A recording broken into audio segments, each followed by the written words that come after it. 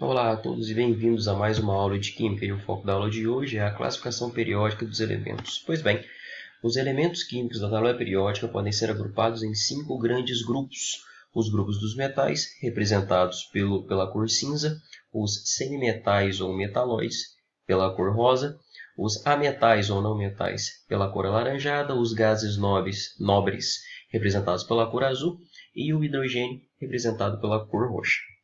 A característica comum dos metais é que eles tendem a perder elétrons formando cátions e que eles, de modo geral, apresentam brilho, ductibilidade, maleabilidade, elasticidade ou resiliência, dureza, condutibilidade, fusibilidade e tenacidade.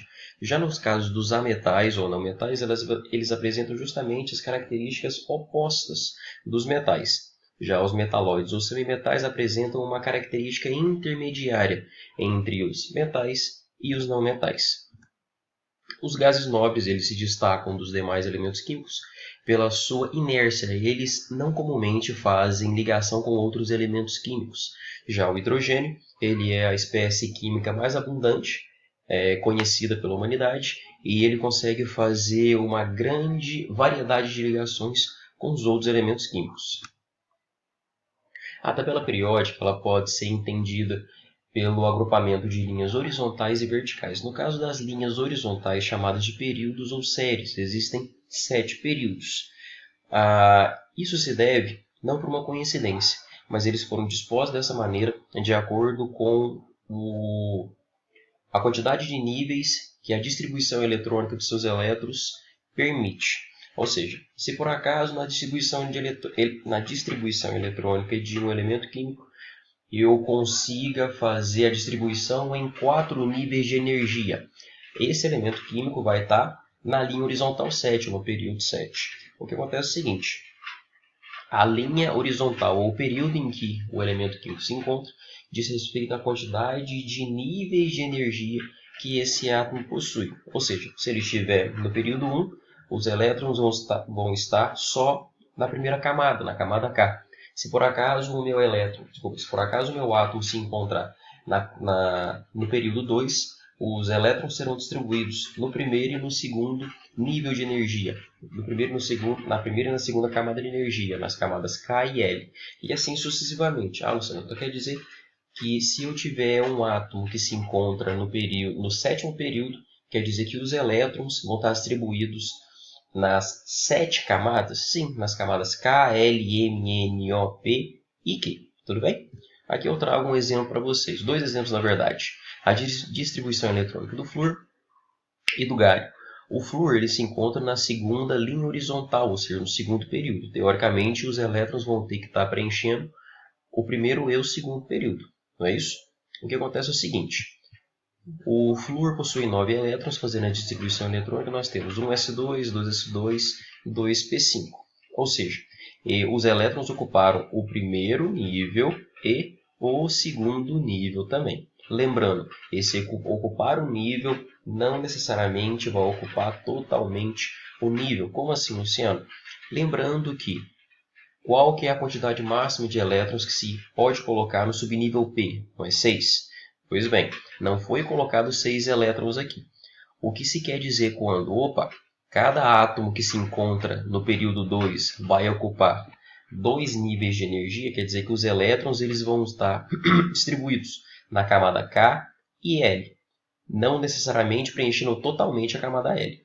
Luciano, se eu tiver um átomo que se encontra no terceiro período, quer dizer que os elétrons vão estar distribuídos na camada K, L e M? Perfeito. Tudo bem? Fazendo aqui a análise do galho, que ele se encontra no quarto período. Ele possui 31 elétrons. Fazendo a distribuição eletrônica, é possível identificar que ele possui os elétrons distribuídos na primeira camada, segunda camada, terceira camada e quarta camada. Tudo bem? Ou seja, os elétrons estão preenchendo as camadas K, L, M e N, assim sucessivamente. Tudo bem? Continuando a nossa explicação, nós temos também analisando agora as linhas verticais, chamadas de grupos ou famílias. Existem 18 linhas verticais e elas recebem a numeração que vai de 1 até 18 e comumente também elas são acompanhadas de letras. ou a letra A ou a letra B. O que representa essa letra A ou letra B? Significa o seguinte, os elementos que se encontram com a letra A são chamados de elementos representativos. Eles vão da 1A ou 1, são sinônimos, tudo bom? Tudo bem? 1A ou 1, assim como 2A ou 2, 3A ou 3, até a 8A ou 18. Caso o seu elemento seja acompanhado da letra B, ele é um elemento de transição. E ele vai da 1B até a 8B. Diferentemente da A, pessoal, ele não tem um sinônimo, tipo 1B, 1, 2B, 2, não. Essa questão de sinônimo de 1A também representado por 1, 2A igual a 2, 3A também representado por 3, 4A representado por 4, é só na questão dos elementos representativos, aqueles que são acompanhados da letra A.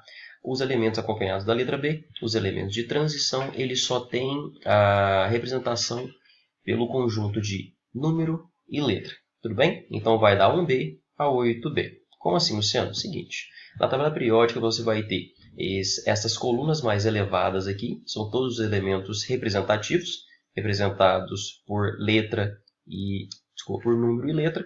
A letra é A. E aqueles elementos nessa concavidade aqui da sua tabela periódica são os elementos de transição, representados pela letra B. Tudo bem? O que nós temos aqui? Seguinte, pessoal. Os átomos que se encontram no mesmo grupo possuem o mesmo número de elétrons em sua camada de valência. Ou seja, quando você tem na mesma coluna, na mesma linha vertical, os átomos, tá bom? Você pode esperar que eles terão o mesmo número de elétrons ocupando a camada de valência. Lembrando, a camada de valência é a última camada da sua distribuição eletrônica. Tudo bem? Como assim, Luciano? Seguinte, ó. Os átomos do grupo 2A ou 2 possuem 2 elétrons na sua última camada. Os átomos do grupo 3A ou 13 possuem 3 elétrons na sua última camada e assim sucessivamente. Ou seja, os elementos da 15 ou 5A possuem 5 elétrons na sua camada de valência, na sua última camada.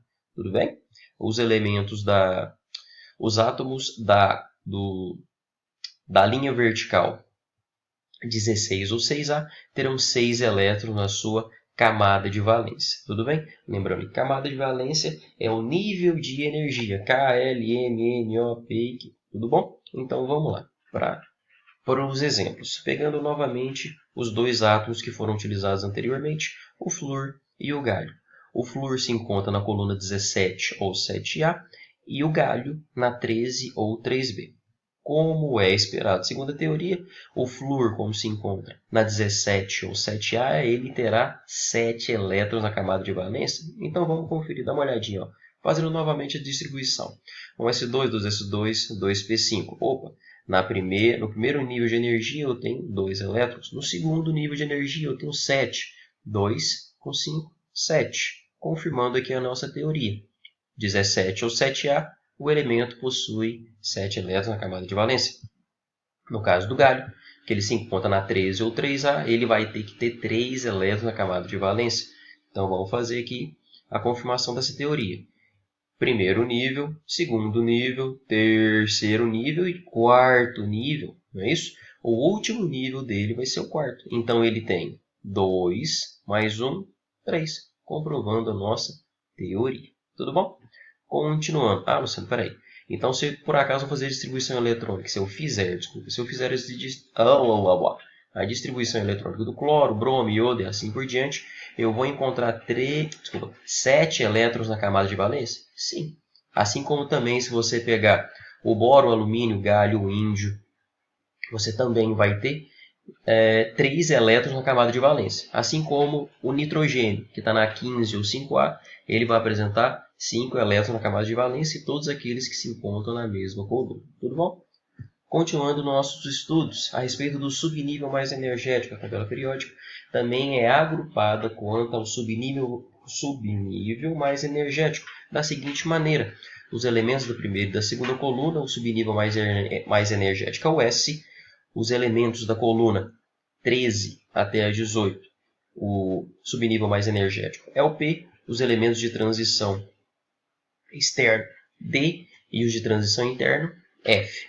Então, disposto dessa maneira, a tabela periódica possui os elementos químicos em relação ao subnível mais externo, distribuídos em S, P, D e F. Continuando. Alguns grupos que você deve se lembrar. Pessoal, seguinte.